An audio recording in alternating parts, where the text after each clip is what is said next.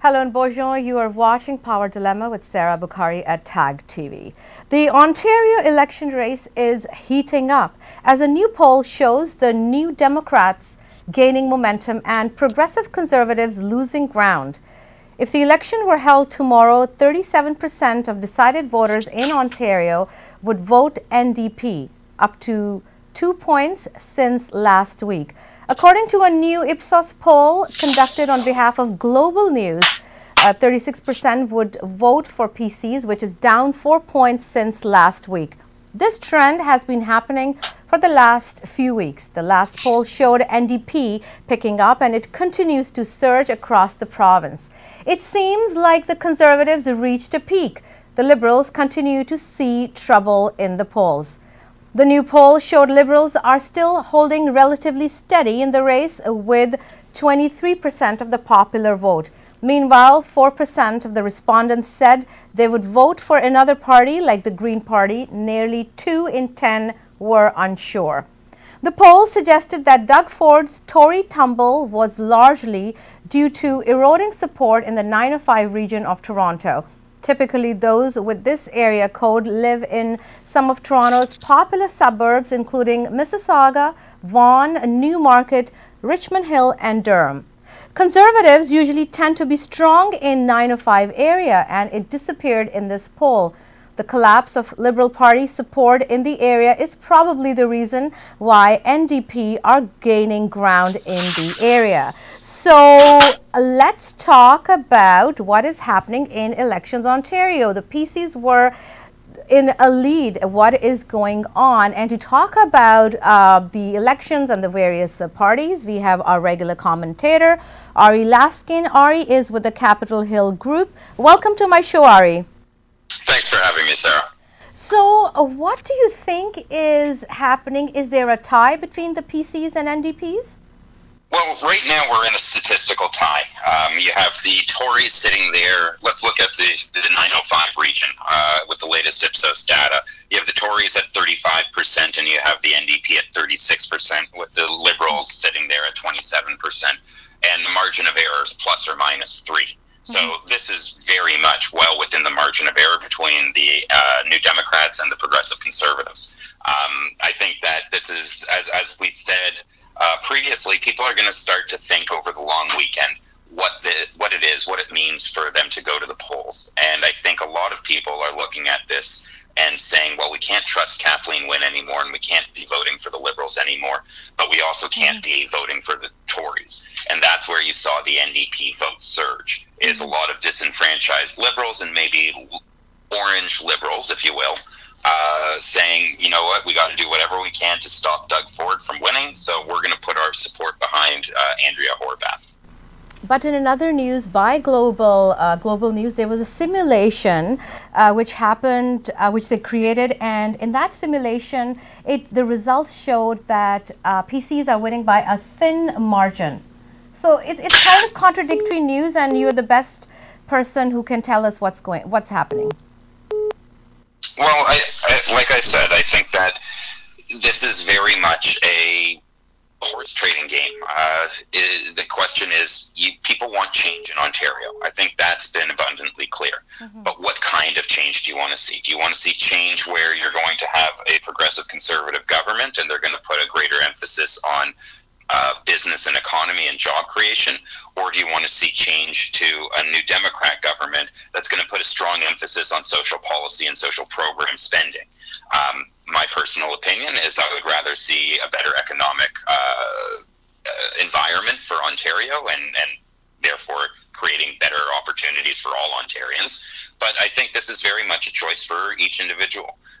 You had Liberals that were very supportive of Kathleen Wynne and her platform, be it the budget.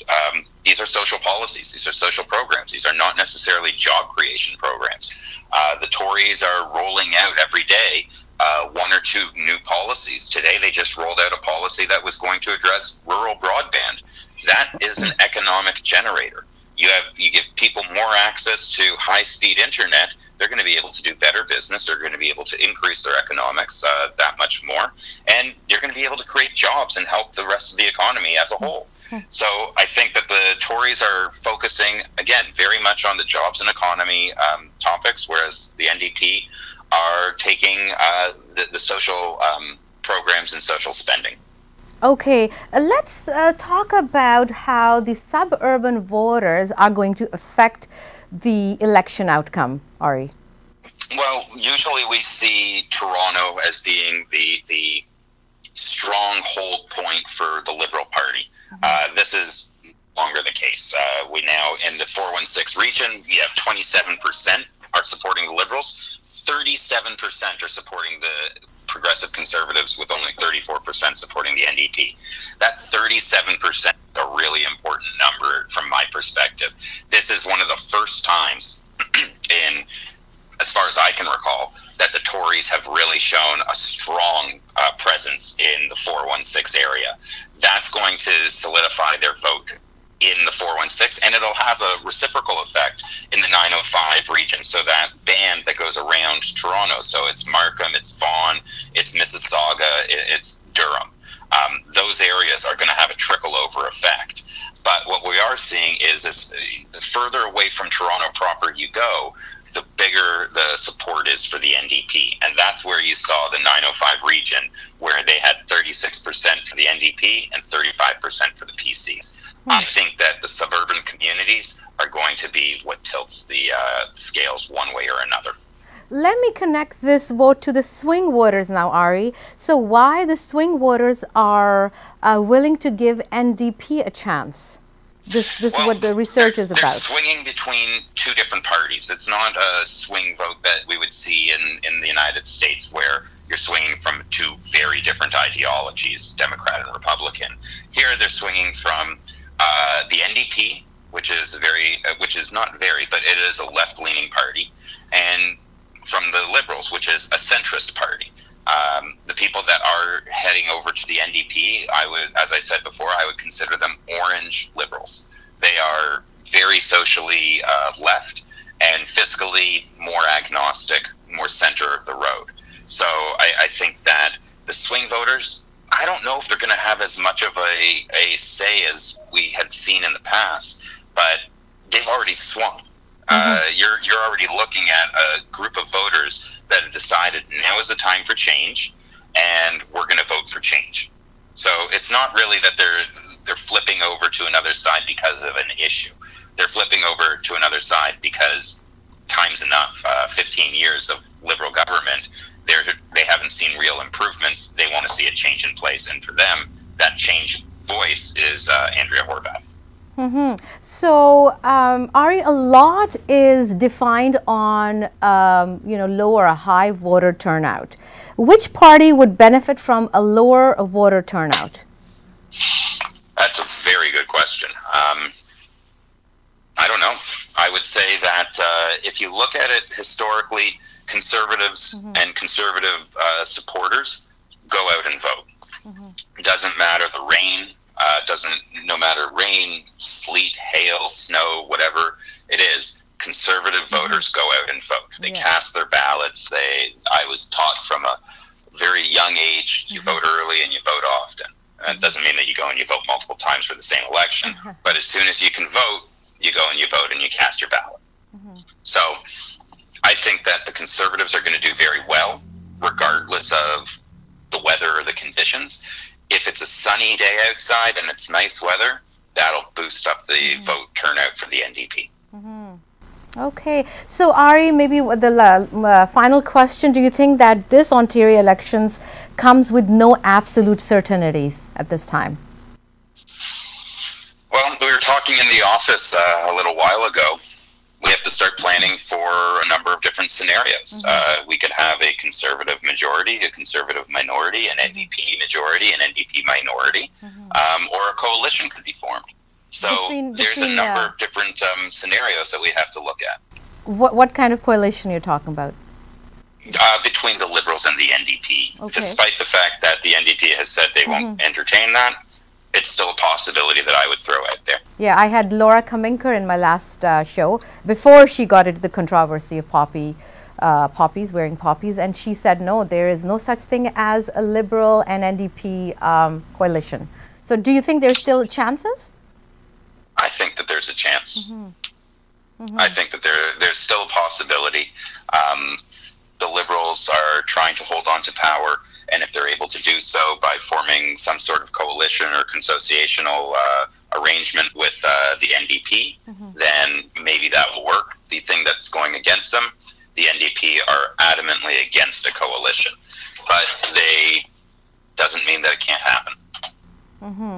It is such an interesting discussion, Ari. I have Professor Nelson Wiseman waiting for me, and if you can hold, I'd like to get him into the discussion as well. So absolutely. After the break, we are just going to get Professor Nelson Wiseman from University of Toronto, and let's see what he has to say.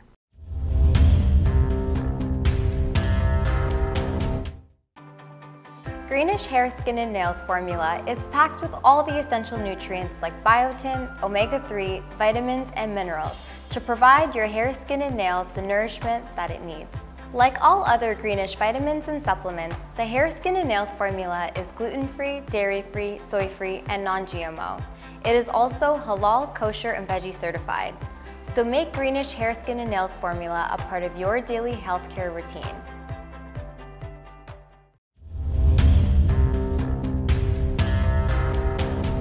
Welcome back to Power Dilemma here with Sarah Bukhari at TAG TV. So viewers, we are very lucky to have Professor Nelson Wiseman from University of Toronto. He is a specialist in Canadian politics. Welcome to my show, Professor Wiseman. Thank you, Sarah. Okay, so Professor, we also have Mr. Ari Laskin online with us. Ari is from Capitol Hill Group. Professor, I would like to ask you, why are Liberals lagging behind at this time in this election campaign? Well, I'll give you my analysis. I'm not a strategist for any of the parties, I should say. The Liberals are trailing because this election is about one large fundamental issue, and that's change. About 80% of the Ontario public in a recent public opinion poll indicates they want a change in government. So the question is, who's going to be the change, the Conservatives or the NDP? The public that kept seeing the Conservatives having very high numbers, a lot of Liberal supporters, because the Liberals and the NDP have a lot more in common ideologically and in terms of the policies they propose. What we see is that Liberals are swinging to the NDP, just as NDPers swung to the Liberals in the last federal election. The attitude being who's in the best position to either defeat the government, the Harper government a couple of years ago, or now to stop Doug Ford and the big lead the Conservatives have had. And because of the fragmented party system, a lot of people do vote strategically. So if that's their major calculation, they might be Liberals, but their priority might be to stop the Conservatives, and they feel more comfortable voting NDP. Okay, do you see an NDP and Liberal coalition in the future? Well, it's possible, but I don't think it's likely for a few reasons. First off, it's very hypothetical. I expect the Conservatives are still going to win the election. Now, things could change in the next 2 weeks. I mean, the election is, what, just 2 weeks away. 7th of June. But coalitions haven't been in the Canadian tradition. In Ottawa, in Ontario, we have had an agreement among parties. This happened in 1985, where the NDP supported the Liberals. But what I think, I'm anticipating a Conservative victory. And even if it's a Conservative minority, I don't expect an NDP Liberal coalition, because I don't think the public's been prepared for it. And in fact, Andrea Horwath said she wouldn't go for it. But the other reason is people will feel, a large part of the public, okay, the Conservatives won, we've got to give them a chance, even if it's not a majority. So the only way, so I don't really see a coalition possibility at this time. Okay, so Professor, if you could tell us, how is the urban vote going to decide the outcome of the election result on June the 7th? Well, you know, to some people, the suburbs are also part of the urban vote. I think there's a big distinction. The urban areas, if we're just, for example, dealing with 416, these are areas where the NDP and especially the Liberals are the most competitive. So that's areas like downtown Toronto, Ottawa, Windsor, Hamilton, now London. But once you get into the suburbs, like the 905s, you have a different dynamic. There, the competition generally has been between Conservatives and Liberals, with the NDP being the weakest. Very weak indeed. In this election, the NDP is gaining strength, so they're also gaining strength in the suburbs, and I expect that they now will win some suburban seats, but that's still a much stronger Conservative area. And because the rural areas are generally overrepresented, that all goes to favor the Conservatives. So I feel that even if the NDP were to exceed the Conservative vote by 1 or 2%, I think the Conservatives would still win more seats because their votes are more efficiently distributed. Ari, we're going to take Ari right now. Ari, do you think Conservatives will be ahead in elections? Well, I think that all of the data that we're seeing so far indicates that. You've seen that in the 416. I do think that they're going to have a challenge in the 905 areas, but as soon as you get outside of the greater Toronto and Hamilton area, it's pretty blue out there. You're looking at the rural areas have typically been Conservative strongholds, including southwestern Ontario. The eastern Ontario corridors are also very strongly Conservative. So I do think that you'll see Conservatives ahead of the game. I don't think that you're going to see that super majority that people were talking about a few weeks back. I think if you're going to see a majority, it'll probably be by a few seats. Okay, so Professor, I would also like to ask you that because we are hearing different stories, do you think it is an absolute uncertainty around Ontario election? But you know, you have already said that you think it is the Conservatives who are going to get it. Well, those are the numbers that we see right now, and I agree with Ari's analysis, although I do expect the NDP is going to do better in southwestern Ontario. A lot depends just on how the vote is split. You know, now the NDP may have a crack at 1 or 2 seats in the Ottawa area, but you know, essentially east of Toronto, it's a wasteland for the NDP, and if you can't pick up a decent number of rural seats, you're not competitive.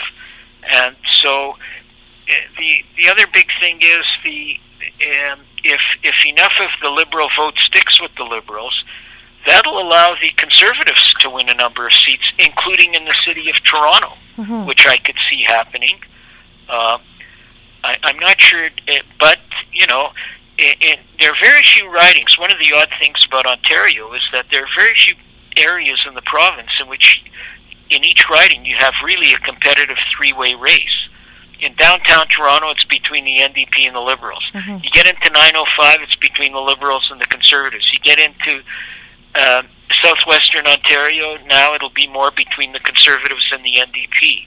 So what you really have in the province are a number, in most of the province, are constituencies in which it's two parties competing, but the overall result ends up looking like a competitive three-party system. How would you connect it with the swing voters, Professor? Well, the swing voters right now are Liberals. They're swinging to the NDP, and there are actually some people who were intending to vote Conservative that are now swinging to the NDP. But that's, I think, I can't see the Conservative vote going below about 36%. In my opinion, the Conservatives have the strongest unwavering base of supporters. The Liberals have the greatest, generally, not in this election, the capacity to appeal to the largest swath of voters. The NDP's base is substantially smaller than the Conservative base, so they have to win an overwhelming support among normal Liberal voters to be competitive. And they're competitive now, but they're not in the league of the Conservatives yet. Okay, one last question to you, Professor. I know that you have to go. How are new immigrants affecting this election? Well, our immigrant community is quite diverse. One of the things and first off, I should say, some immigrant groups are very politically active, like the Indo-Canadian group, and other immigrant groups are much less active, like Chinese Canadians. Indo-Canadians are more likely to vote than native-born Canadians, and Chinese Canadians and Filipino Canadians are less likely to vote than native-born Canadians. So you've got differences there. And within all of these groups, there are, there are NDPers, there are Conservatives, there are Liberals. One of the things I've noticed about the Indo-Canadian community is that it has been comfortable swinging from party to party. I mean, just think about Brampton. Jagmeet Singh represents Brampton. At the same time, federally, you got a Conservative representing Brampton, and Justin Trudeau had the largest rally in the country, and maybe in years, all in Brampton. So the one pattern I've seen is that the Indo-Canadian community, especially the Sikh community, is very active politically and likes to be associated with the winning side. Okay. Thank you so much, Professor, for your time today. We're going to talk to you again. And we would like to continue the discussion with Ari Luskin. Thank you so much, Professor. Thank you. Can we continue our discussion and continue on the discussion by Professor? How are the immigrants going to affect the voter turnout? Yeah, well, I think that, as you see, Canada is an incredibly diverse country. Ontario is one of the most diverse places I've ever seen. And the professor identified Brampton as being one of these places where you see an NDP representing the riding provincially, and then you have a Conservative representing the riding federally. I think that the ethnic communities and minority communities are going to play a very big role in this election. If you look at Peel region alone, it is incredibly diverse. York region has over 103 different languages that are spoken in it. These are regions that ethnic politics, even though people don't like playing it, this is a very important thing that the parties have to recognize. Is there are some very unique issues that pertain to only certain communities. One of the issues that I can think of that comes to mind right now is motorcycle helmet laws with the Sikh community. They're prohibited from taking their turban off in public, and that impedes their ability to wear a motorcycle helmet, but Ontario law states that you have to have a helmet on. So they lobbied successfully to have an exemption from that. This is an important community to pay attention to because there are some specific issues that affect them. They are very vocal on it, and they're going to put their vote and their community's vote behind the candidate or the party that's going to help address these issues the best. Now that we're talking about Brampton, would you like to say something about the PC candidate who was disqualified recently because he got some data from 407? So I don't know the details of the story. I think that Doug Ford did the right thing and removed that candidate from running. Once improprieties were discovered, the party took immediate action, which I think was appropriate. In terms of any of the information that was leaked, I think that these are questions that need to be asked of the former leader and see if he has any answers or has any explanation, or even the person that was implicated would be a good source to go to. But I honestly, I don't have any information or insights into it. I'm just happy to see that the PCs did the right thing and took some swift action on it. No, certainly there are interesting times in Ontario politics. Ari, any message you'd like to give to our viewers at this very interesting juncture in Ontarian history? Absolutely. You have 3 days until the advanced polls open. Make sure you go out and vote, and if you don't make it to the advanced polls, just make sure you get out to the polls on election day. This isn't, everybody says this every election. This is the most important election in our time. Every election is the most important election in our time, and this one is no exception to it. If you're a young voter and you're looking at your future, you have to ask yourself, what kind of future do you want to see? If you're a parent with a young family, what's going to be the party that's going to help you take care of your family the best? And if you're a retiree, what party is going to help you live out the rest of your life in a comfortable manner? There's some very important and some serious questions and big questions that each voter in Ontario has to ask themselves. And I don't think that you should be taking this lightly. But at the end of the day, make sure you go out there and cast a ballot. If you don't like any of the parties, just put a line through your ballot and it spoils the ballot. But at least you've taken advantage of your democratic right to go and cast a vote. Okay, perfect. Ari, always so good to talk to you. We will talk to you next week. And that was Mr. Ari Lennox from Capitol Hill Group. So viewers, Election Ontario is on June the 7th. And we are interviewing various political strategists, Canadian studies specialists to know what is going on. So my message to you is research the candidates, research the parties, know your riding, and use your democratic right, which is voting. With this thought, take care. Ciao.